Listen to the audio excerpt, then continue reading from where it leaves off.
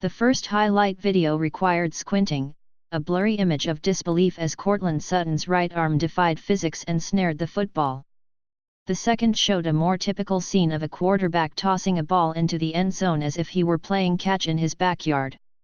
The person at the center of the videos was rookie quarterback Drew Lock. It's winter 2019. And for one day it feels like the big thaw has begun. Officially the Broncos' seventh starter since Peyton Manning retired, Lock began Sunday as the team's most talked about prospect since Paxton Lynch. Lynch bombed, but what we knew about Lock suggested he could succeed. He boasted athleticism, elite arm strength, and brimmed with confidence. Lock represents the Type A to Lynch's Type Z personality. After percolating for 3 weeks, Lock bubbled in his debut, throwing a pair of first-half touchdowns before the offense retreated into a shell in the Broncos' 23-20 victory over the Chargers before 55,544 fans and an eye-opening 19,094 no-shows. After so many cruel heartbreaks, kicker Brandon McManus won it with a 53-yard field goal as time expired. It was set up by Lock, who was 18 for 28 for 134 yards, throwing deep to Sutton who drew a 37-yard interference call. Coach Vic Fangio couldn't remember if he told Lock on Friday or Saturday if he was starting. Doesn't matter now. Out with the old and in with the Drew. Hopefully he doesn't have to talk about his starting quarterback for a long time, said Lock, who is a pup who played with wag in his tail.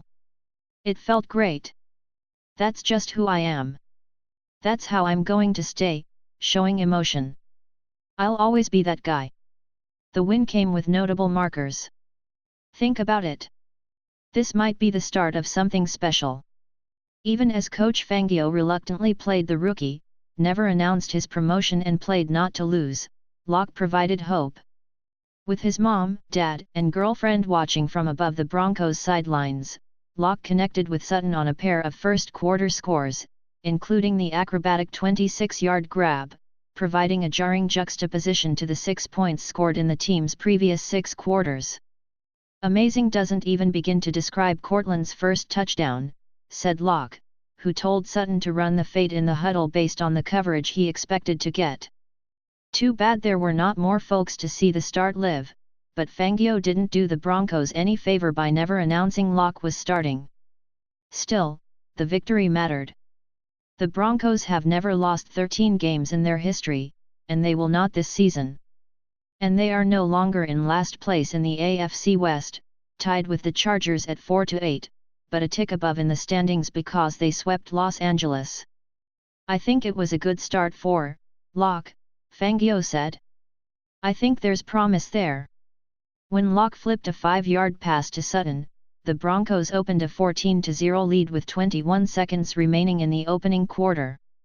Not since the 20-point first-half lava spew at Minnesota had the Broncos looked so functional.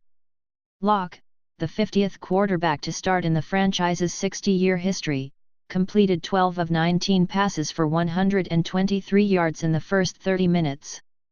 He went 6 for 9 for 11 yards in the second half, in large part, to 3 yards and a cloud of rust play calling. What should have been a celebration turned to frustration over the final 2 minutes of the first half. The Broncos reverted to their timid turtle play calling that drew Joe Flacco's ire after the Colts' loss, leaving time for the Chargers to score. And they obliged, breezing 77 yards in 3 plays after Justin Simmons and Isaac Yiadom collided, leading to a 52-yard reception by Mike Williams followed by Austin Ekeler's 30-yard score as he left a vapor trail of Broncos defenders. The Broncos attempted to add on in the final seconds, but Fangio nixed a record-breaking 65-yard field goal attempt by McManus on back-to-back plays. McManus lost it, screaming in Fangio's direction as he trotted to the sideline and fired his helmet to the turf. The Broncos turned a Chargers muffed punt and recovery into a field goal as Royce Freeman ran 3 times for 8 yards from the 21-yard line. The Broncos held a 17-10 advantage at the break, but it felt slippery. McManus, that's my guy. I love his confidence. He wanted that opportunity, Broncos cornerback Chris Harris Jr. said. He delivered at the end. We won a Super Bowl together, so I always believe in him. In the second half, the Broncos were left to hold on with white knuckles and cracking fingernails. They failed to turn a roughing the punter penalty into points as the offense fizzled near midfield. Listless drives became the pattern, bringing back memories of the cringeworthy 5 straight 3-and-outs to end the Buffalo game. Fans grew restless in person and on social media. The Broncos lament losing 4 close games, but their offensive strategy contributed. They collected 14 yards in the third quarter. With 12:18 remaining, the Chargers erased a 14-point deficit as Philip Rivers, possibly playing his last game in Denver as a member of the Chargers, found a wide-open Keenan Allen in the left flat. He leaped into the end zone as Will Parks slammed into his hip. After 2 quarters of wearing handcuffs, Lock attempted a forward pass as in down the field on the next drive. Linebacker Denzel Perryman picked off the ball intended for Tim Patrick. It was a bad throw by Lock, but also predictable. He fell out of rhythm. Asked to glue the open wound, the defense responded. Derek Wolfe, who dislocated his left elbow, delivered his second sack, giving him a new career high of 7. It led to Michael Badgley attempting a 55-yard field goal that ricocheted off the goal post. With the game tied, the Broncos drove 21 yards in 8 plays. The drive fizzled when Deshaun Hamilton dropped a pass in the middle of the field that might have led to a touchdown. Instead, the Broncos turned to McManus, who converted a 52-yard field goal, giving the Broncos a 3-point cushion with 4:26 remaining. The game appeared sealed when the Chargers faced a 4th and 11 with just over 2 minutes left.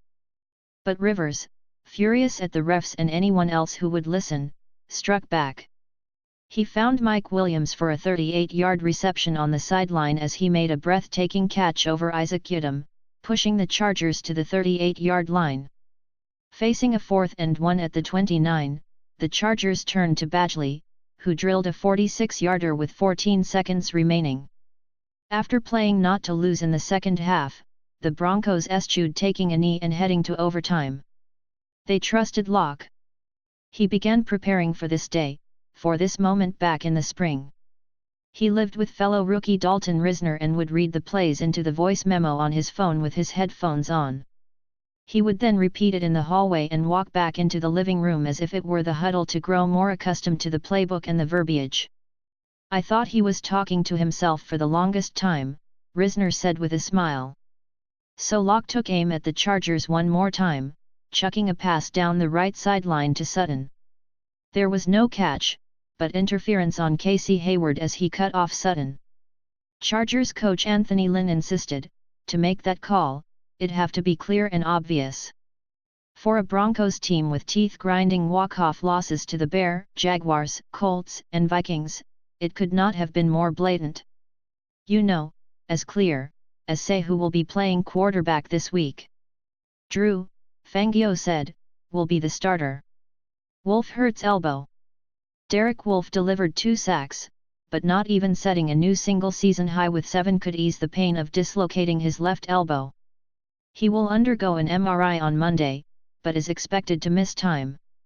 It should have never happened. The plan should have been blown dead. It's frustrating. I am going to be sending a letter to the league, Wolfe told Denver 7. Footnotes. The Broncos' inactive list featured Von Miller. It snapped his streak of 95 straight games played. Miller sat out because of a bulky left knee. Fangio was fine with Miller's decision, understanding the discomfort he was dealing with all week. The Broncos scored 10 points off 2 turnovers in the first half. That matched their total for the season through the first 11 games. Guard Ron Leary was evaluated for a concussion. He will remain in the concussion protocol early in the week.